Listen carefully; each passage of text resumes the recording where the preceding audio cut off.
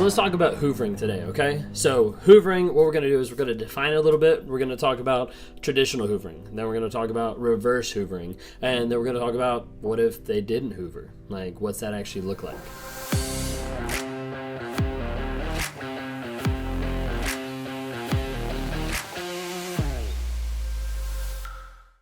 Traditional hoovering, and hoovering as a definition as a whole. Okay, so what is hoovering? Hoovering is the idea of getting someone to come back into that abusive cycle time and time again.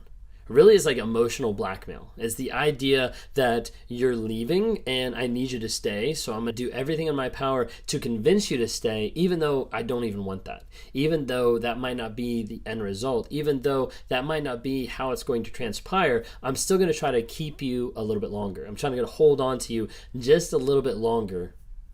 That's part of my Hoover. Now, there's different types of hoovering, and we'll get into that. But what I want you to understand is hoovering is the idea. So the word Hoover, okay, it sounds kind of weird. It looks like, the vacuum cleaner company, but what it is like hoovering. It's coined from that, and it's the idea of being able to like suck someone back in to the cycle of abuse. So when they're hoovering you, they're like a vacuum. They're literally just like sucking you back to what you thought you were getting out of. They're sucking you back into the abuse that you thought that you were going to be okay to get rid of. You thought that you were going to be free, and they change that thought process in you, and they hoover you back by false promises, by future faking, by lying, by saying all these different type of things that's going to get you back to a place where you agree and you understand, hey, this person cares about me, when they actually didn't. And that's what hoovering does. It pulls you back in to that cycle of abuse. Now, hoovering can happen inside the relationship and can happen outside the relationship. Majority of the time, we talk about it outside the relationship because we normally don't define it in the relationship as actually being like a hoover. And typically, it becomes across as like lying or future faking or gaslighting. And all those do coexist inside the actual relationship. But when you think about it, a hoover is just pulling you back in. It's pulling you back to that abuse. So like anytime you start getting distant, anytime you start stepping away from the narcissist, stepping away from their abuse, that's their chance to be able to hoover you back and to get you closer. So you might start pulling back. You might start gray rocking. You might start doing something that the narcissist starts picking up on of, wait a second, they might actually be thinking about leaving. So I need to change something up. All right, let me pull out love bombing. Now I'm going to give them some presents. Now I'm going to future fake. I'm going to promise them a trip. Now I'm going to lie to them saying that I had no intention of being with this person. Like that never happened. And I'll give only like 1% of 100% truth. And you'll see this happen time and time again because hoovering is the idea of sucking you back in to that abusive cycle. You see, most people, they don't go into an abusive cycle thinking like, oh, I'm going to go be with this person and be abused. Like that's not someone's thought process. But when they're in that spot and they start to get abused and they start to realize, they start to pull back and they start to think like, maybe this isn't the best idea. Maybe I'm not safe. Maybe this is not how a relationship should actually be and function. And they'll start pulling away.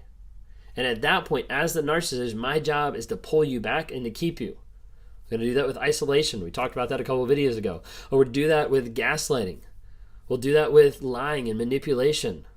A lot of times we'll do that with love bombing. We'll start giving you a lot more praise. We'll start giving you a lot more validation. We'll start giving you a lot more gifts, a lot more trips, a lot more things that we're going to do. We'll start future faking about what's going to happen, what's the future going to look like, how our kids are going to be, like how our friendship's going to be, how our business is going to be, whatever it might be. We'll keep that going. Because the goal is to keep that going for as long as possible so you can maintain the supply and keep that person on tap. So that hoover at times will happen inside this relationship, and it takes form in a lot of different areas. So that's kind of like the idea of the hoover. So like your traditional hoover is when either you have broken up with the narcissist or they have broken up with you. And then you start to realize, hey, life's actually pretty good. This is a lot better living with less stress, with less anxiety, with less anxiety of getting yelled at or cussed out at or driven off the road. Like this is a lot safer to live without this person in my life. And all of a sudden they come knocking on your door. They shoot you that text. They give you that call. And that hoover can be anything and everything all at once. Now what I mean is it can go from I miss you and I want to be with you to I just want to see the dog that we got together. Like some people are like, no, like it wouldn't be that crazy. It is that crazy because you'll see people that will open the door of communication just a tiny bit. And the next thing, the narcissist is back in their lives. You'll see someone that'll open the door a tiny bit to communicate about getting their belongings, and then the narcissist is living in their house. You'll see someone open the door to communication just a tiny bit by picking up that phone call, and the next moment they're together. You'll see that person that answers the phone call that does a FaceTime with the narcissist, and the next time they're back and they're engaged.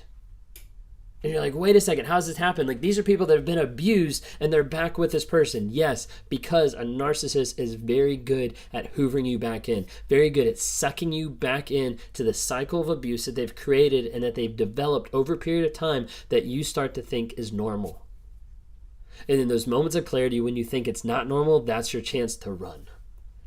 Because you have to remember that. You have to understand what's going on. But the narcissist doesn't want you to do that. That's why they put the fog of fakeness, the fog of lying, manipulation, gaslighting, love bombing, future faking, all there to be able to keep you. So your traditional Hoover is where they try to come back, where you've pushed them out, where they've left, and then they try to come back. That's why I say, go no contact, ghost. Make sure there's no way for them to come back, because if there is a door open, they will find it. If there's a sliver open, they'll slide through it. If there's an inch, they'll take a mile. So be careful when you leave your narcissist. A lot of times they'll hoover and they'll try to suck you back in. Now there's other aspects in different relationships, how they've been brought up, how the codependency has been dealt with on a person-to-person level, that they won't institute a traditional Hoover. They'll institute what's called a reverse Hoover. That's where I stand back and I wait for you to contact me because I know you will. Because I know you want that love and validation. Because I know you want that connection to the person you thought you fell in love with. Because I know you want that sex that I made so great for you. That's what a narcissist is thinking because they know you're going to come back. And the reason why they know that, the majority of the time, majority of people I talk to, majority of times they know you're going to come back is because you already have several times before. And they know they can sit there and wait patiently for you to doubt yourself, for you to question your reality, and for you to come crawling back to them asking for forgiveness for what they did. That's the concept of reverse Hoover, where they use you against yourself to get you back. Now you might be sitting here and you might be thinking, I wasn't with my narcissist, and now I'm broken up with my narcissist, and they didn't Hoover me. They didn't try to get back with me. They didn't contact me. They ghosted me. They left. They went with a new supply. They didn't try to do a reverse Hoover because they knew at that point I wasn't going to come back. And then you'll be sitting there for a moment and you'll start to think, why didn't they Hoover? Like, why didn't they reach back out? Because this is what I hear. This is what I see on a lot of social media. I see a lot of people saying, like, oh, they Hoover all the time. I say that. I say that to everybody. I said they Hoover all the time because I say that so that people close the door so that even if they try, you're not going to get used and abused. Okay? But people will start to question, they'll start to doubt themselves, and they'll start to think, why didn't my narcissist Hoover me? And what'll infiltrate that thought a couple layers down is this concept. Was I not good enough? Did he not love me? What did I do wrong? And those thoughts will slowly infiltrate your mind and take over your reality, reeling you in with feelings and thoughts and doubting yourself to the point that it goes to reverse Hoover, where you reach out for closure, or you reach out for understanding, or you reach out to yell at them or scream at them or just cry. Don't do it. That's what they want. Narcissist wants a reaction. Narcissist, first of all, foremost, wants control. Control over everything, control over you. The second thing they want is if they can't control you, then they'll react. They'll make you react. That's still a form of control. They're controlling your reactions, your feelings, your emotions, your perceptions. They can control you, they don't control your actions.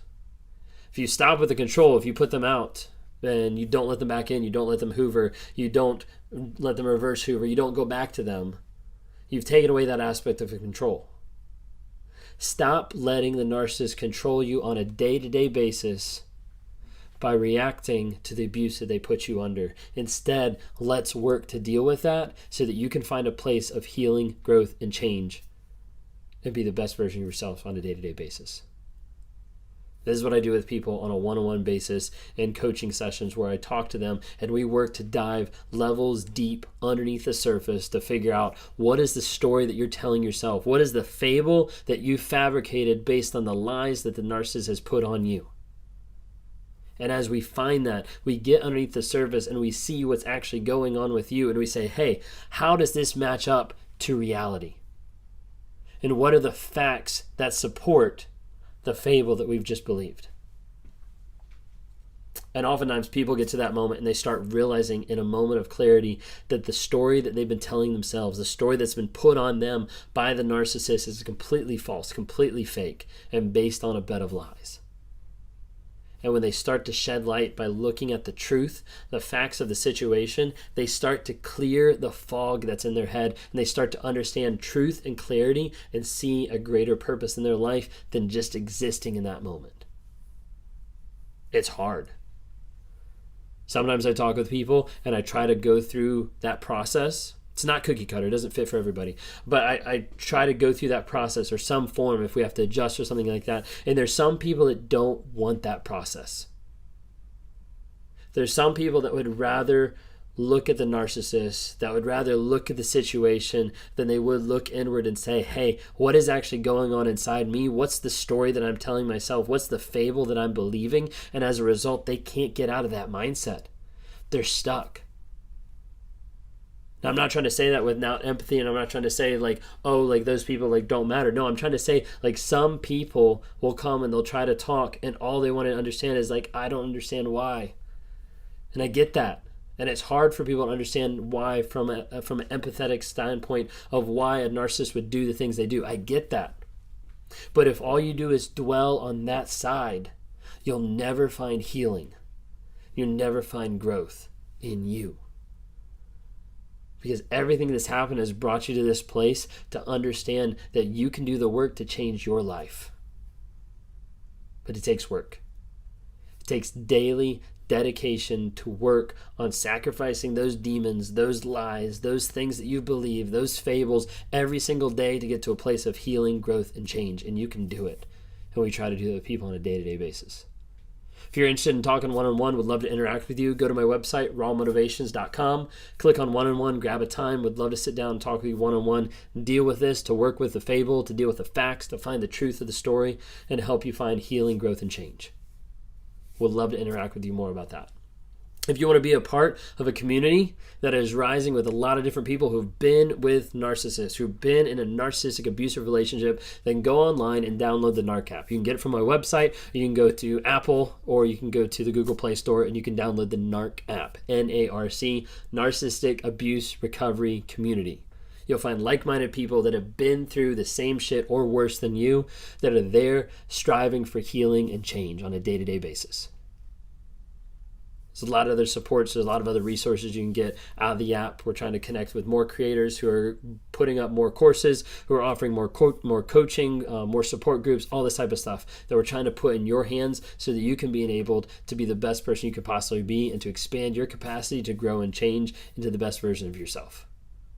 I hope you enjoyed what you watched here today. Please subscribe to my channel. Follow me on TikTok, Instagram, Facebook. Just show some love, give some support there. Would love to have you listen to some of the podcasts. We got Inspire, Motivate podcast that comes out every Friday right now. So just look up Raw Motivations. You can click down below and see Inspire, Motivate. Give it a like, give it a rating as we're trying to increase our awareness out there to people understand about narcissistic abuse. Awareness, growth, healing, and change. That's why I'm here. Thanks so much.